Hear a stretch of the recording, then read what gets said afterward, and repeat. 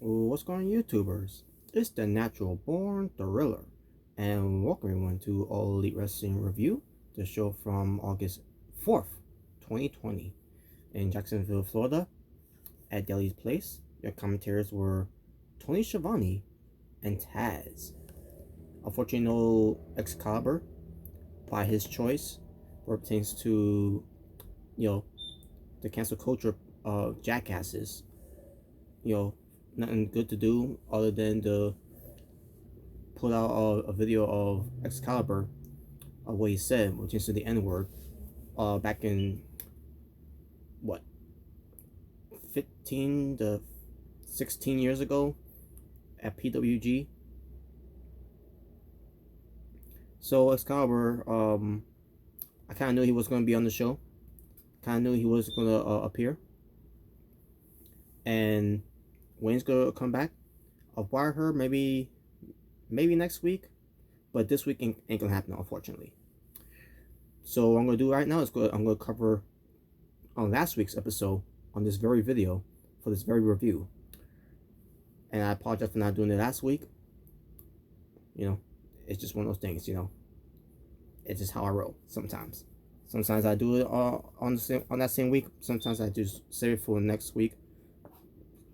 Sometimes I have a good reason why I'm doing it late. So, but let's get right into it.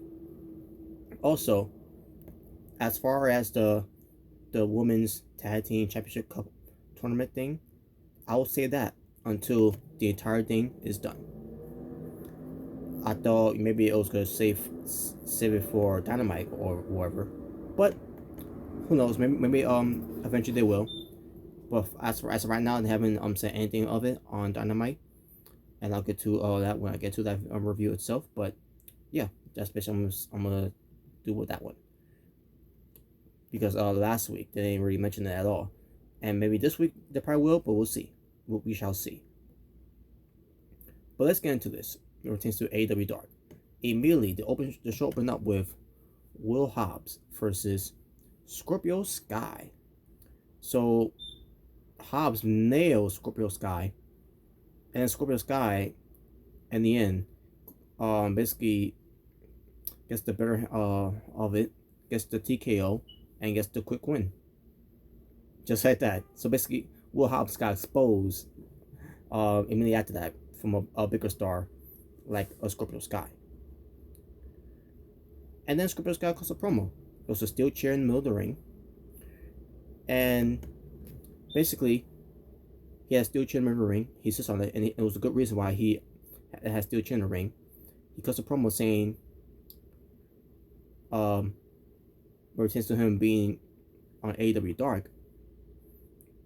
After the whole thing, if I remember, a while back, they did a video package about Scorpio Sky on Dynamite. Basically pushing him to be a singles wrestler to move away from SCU, which is why they gave him a new theme song, called "Reach for the Sky." And now he's branching on his own as a singles wrestler, and he deserves it too. He's already done his time of being a tag team champion of the first ever AEW World Tag Team Champions, along with Frankie Kazarian of SCU, and now here's Scorpio Sky, doing singles matches on Dark, and I said to myself at the time, like, why he's doing it on a Dark when he should be doing it on Dynamite after the whole package they did about him, about how he started and everything, and now here he is right now and everything, going through everything that happened in real life, and then bringing it all in, or just to him being a professional wrestler and everything, which is great. They did that, but all we see him perform was in AEW Dark, and never see him perform on AEW Dynamite until he starts cutting this promo. So he calls for this steel chair, and he says he might as well be in the throne. And as he sits down in the chair, he says, basically calls himself the king of AEW Dark. If you think it was my ceiling, you are very, very wrong. He says, how many people have pinned Chris Jericho in AEW? And he says one of them was Jon Moxley, the world champion. Then the other is me. Basically, he's referring to pinning Chris Jericho that tag team match a while back, folks. That was a while back. When Chris Jericho was the AEW World Champion, and it was a tag team match. It was Chris Jericho and Sammy Guevara versus Scorpio Sky and Frankie Kazarian. As far as I can remember, I remember that being a tag team match. I remember it was a main event on Dynamite. And it was a while back. It was not in 2020, but it was like a while back in 2019. I remember that very clearly, and he's right. He did beat Chris Jericho, but it was a tag team match. But the point he's making here is that the only two guys that's beaten Chris Jericho in AEW was Jon Moxley, and Jon Moxley is the world champion, and Scorpio Sky, who ends up, pinning the former world champion in AEW, in Chris Jericho. So he says, I'm tired of sitting on the outside and waiting for my spot at the table. Maybe I should kick down the door, down the damn door, and bring my own chair.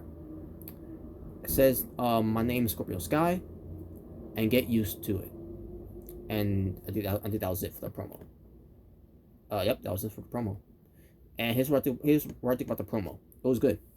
In fact, it was more than just good. I think it's great. Let me do that again. I think it's great. Oh, another thing too. He also said I think it's great too in this promo. I'm not kidding you. When he says AEW Dark is a good show. He's not burying AEW Dark. He's like, I think it's great. The show itself, AEW Dark, I think it's great. He literally said that. If you've seen the show, you know what I'm talking about. You know that he did say that. And for those who watches me, pertains to the whole, I think it's great. Yeah, no, how the running joke of that one pertains to of the Asylum. So when he said that, I was marking out. So I told the Asylum of it, and Scorpio Sky was not the only one who said that on the show. We also had Taz, and I think maybe Toshavani, unless I was talking about the Dynamite episode, maybe. But all I kept hearing was, I think it's great. The whole, I think it's great.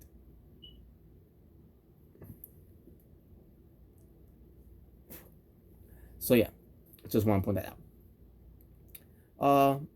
So Pentacle and Aaron Solo versus the Gunn Club, which is Billy and Austin Gunn. Excuse me. Okay, here we go. So the match itself, it was decent. As far as Austin Gunn, how I think about his performance, it's like a mirror image, like his dad, which is good. I enjoy Austin Gunn wrestling. Austin Gunn looks good. Austin Gunn looks like he's got a bright future. He's not signed to AEW. He's just there, just to help out AEW pertains to everything that's going on right now. But it's nice that he's there.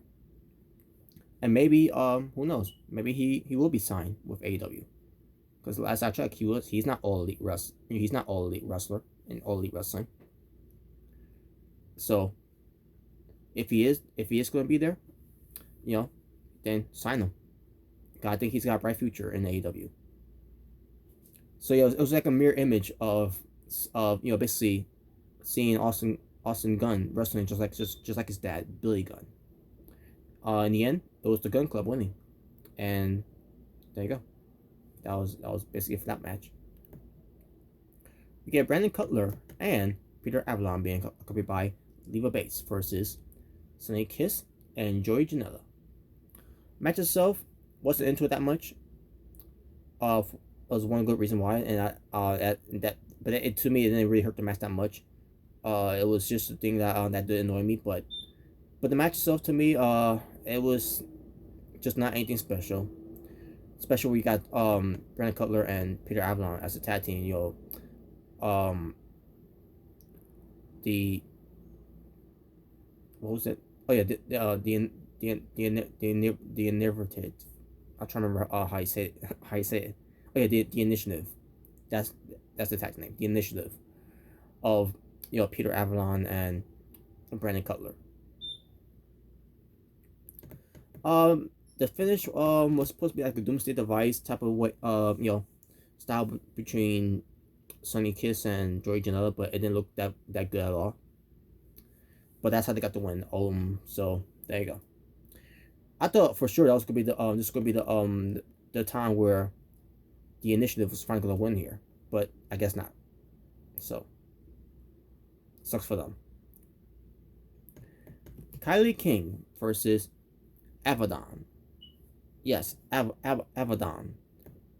And same thing how I feel about what pertains to the last time Abadon was in a match on AEW Dark, what pertains to her opponents. Who was it the last time? Was it Kimsey Page? I think it was, or was it someone else? I don't think it was Kenzie Page. I think it was someone else. Can't remember who she was though. But I know who she looks like though. I know who she looks like, but I don't think her name was Kenzie Page. It was her name was part somebody else.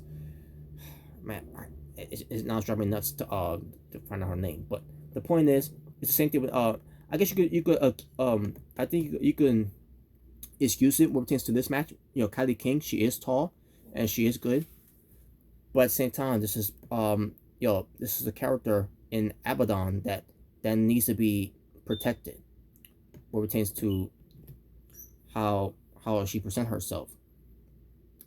And once again, they're doing it. They should be showcasing a lot on Abadon than focusing on Kylie King. We already know how Kylie King can wrestle. We know what she's capable of.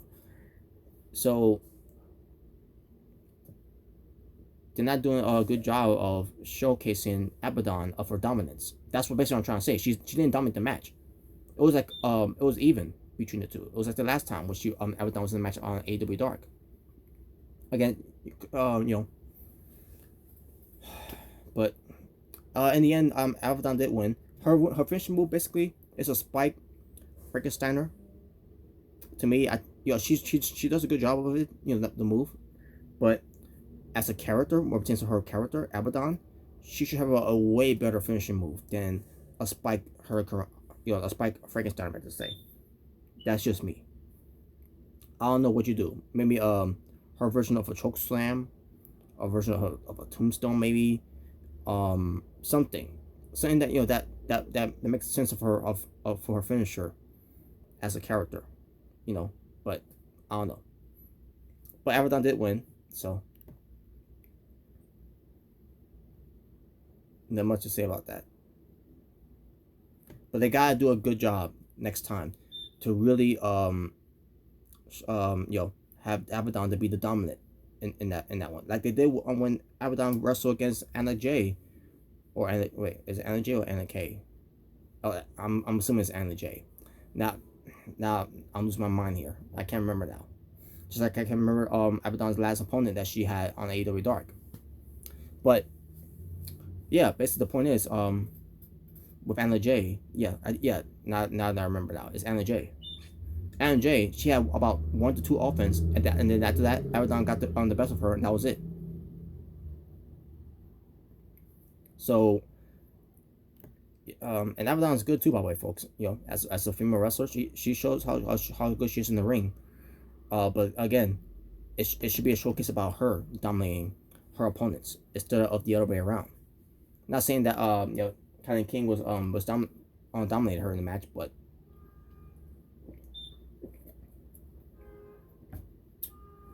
all I'm saying is they gotta do a better job with that. And I don't think they learn from that. QT Marshall being accompanied by Ali. Yes, QT Marshall is back, folks. Thank God. He's fine. Versus Jack Evans being accompanied by Angelico. Yes, Jack Evans is back too, by the way. And Angelico, the hybrid too. TH2. Match itself, it was decent. Jack Evans botched his move where he went for a springboard, right? And he obviously, he slipped, and QT Marshall took advantage of that which good because if he would have stole a move that didn't hit him, it would have been worse than Jinder Mahal. It would be worse than Lars Sullivan. Jinder Mahal with the whole selling the whisper in the wind from Saudi Arabia from the Greatest Royal Rumble, and then returns to Lars Sullivan selling the Black Mass even though it didn't really kick him. I forgot what takeover show that was. But it was bad. I think it was the Chicago one, if I can recall. But luckily in this one, because what pertains to QT Marshall, he's been wrestling and he's a veteran, so he knows what he's doing, and he did it good there. He improvised. So, but what pertains to Lars Sullivan, when he did that, you can excuse that because he's a rookie. He was a rookie. He's a development talent, a development wrestler on NXT, because NXT is a developmental show. Jinder Mahal, on the other hand, he's been wrestling way longer than Lars Sullivan, and he should have more experience, and he should know better as a professional wrestler, instead of going on Twitter and say, "Oh, I was playing possum." No, you weren't. You fucked up.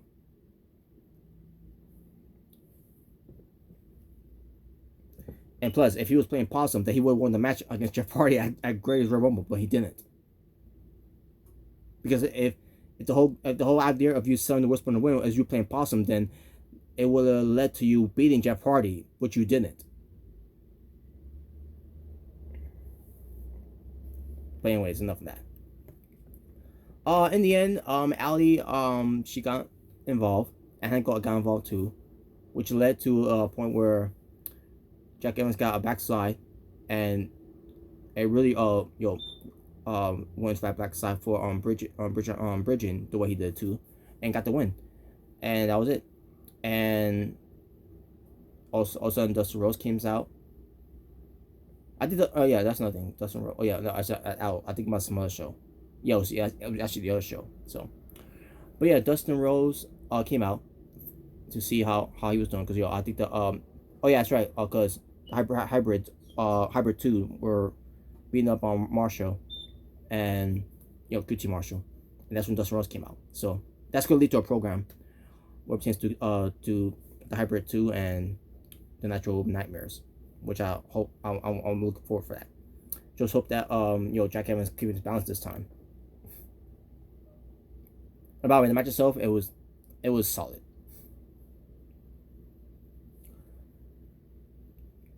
We get Griffin Garrison and Brian Pillman Jr. Now, there's a situation what's going on with Brian Pillman Jr. and MLW. Is very complicated, but it's whatever. Hopefully there's no animosity of that whole thing. Because Brian Pillman Jr. got his the right foot in the door because of MLW, and now with him being on AEW, he's the sky's the limits for him. So MLW is coming back, and I'm glad they are coming back. So with MLW not being on around for at the basically when the pandemic came around, Brian Pillman Jr. had nothing to do, unfortunately, just like the rest of the wrestlers from MLW. So Brian Pillman Jr. He was basically with AEW, even behind the scenes, until finally they decided to finally do something with him. And there you go. So to me, if I was AEW, behind the scenes, I will consider signing Brian Pillman Jr. because I think he's pretty good. He's just like his father. So hopefully they do. But yeah, Griff Garrison and Brian Pillman Jr. team up together, and they go up against FTR, Dax Harwood and Cash Wheeler. And as they were coming out, all of a sudden, basically made the entrance away from the stage, not by driving their vehicle. And they didn't really show him, but you could tell how the angle of the camera picked up when it comes to who FTR was talking to as they were getting ready to go out there and wrestle against Griffin Garrison and Brian Pillman Jr. They were talking to Tully Blanchard, and during the match, we had Shawn Spears, who was sitting in the section, watching FTR. You know the whole relationship with Tully Blanchard and Shawn Spears. You know, there's something going on here, folks. There's something up going on here, and we gotta see how the story develops. It was like a lead to Hangman Page, where it pertains to his relationships with FTR. We gotta wait and see. So, match itself was good. Good match here. FTR wins, obviously, and Griff Garrison took the pin, by the way. Not Brian Pillman Jr. It was Griff Garrison took the pin. And finally, the main event. By the way, I didn't notice this, by the way, after the match. FTR had a quick exchange with Shawn Spears as they were celebrating the win. I didn't notice that, so there you go. There's something going on. So, like I said before, there's something going on there. And now the main event. The main event was the Butcher and the Blade versus Private Party without Matt Hardy, unfortunately. Match itself wasn't that good. This was not a good tag team main event, and I don't blame the Private Parties. I blame the Butcher, most likely in the match. I don't know what's going on with the Butcher. He's got a good look. He look like an old school wrestler, but he sucks. The Blade is actually a better wrestler than the Butcher, and I always thought that the Blade was garbage too. Even in days in TNA wrestling, Impact Wrestling, whichever you want to say, when he was Brandon Cutler. I mean, not Brandon Cutler. What was his own name from Impact Wrestling TNA? Sutter Braxton, something like that, right? Or Braxton Sutter, I can't remember. But the Blade is actually a better wrestler than the Butcher of this whole tag team, the Butcher and the Blade. And my God, how they had to fall off the face of the earth after the Bunny Alley is no longer with them. And for whatever, I don't know, for whatever reason, there's no story behind of why Ali left them in the first place. Why would they do an angle where Ali was interest of QT Marshall, and then never did a story of why she's no longer with the Butcher and the Blade? I thought that was a story that they should have follow up with, everything. That has some continuity. I don't know. By the way, the Butcher and the Blade won. And the finish that they did wasn't good. So, there you go. Yeah, so the main event match was garbage. So, there you go. And that was AEW Dark. Talking about wrestling for AEW Dark from August 4th, 2020. 7 matches. And my overall strength for the show, I'm gonna go with a 5 out of 10. And with that being said, thank you all for watching. For It's Not Your Born Thriller saying peace on the streets. For this was your All Elite Wrestling Review, representatives giving you AEW Dark results from August 4th, 2020. Until next time, folks, we'll attend to All Elite Wrestling Review, which will be the next one I'm going to be reviewing. We'll be giving you the results of AEW Dynamite from August 5th of 2020. Until next time, y'all stay well, stay safe, take care of yourself for everything that's going on in the world. Wear your mask. God bless. And I'm out. Ta-ta for now.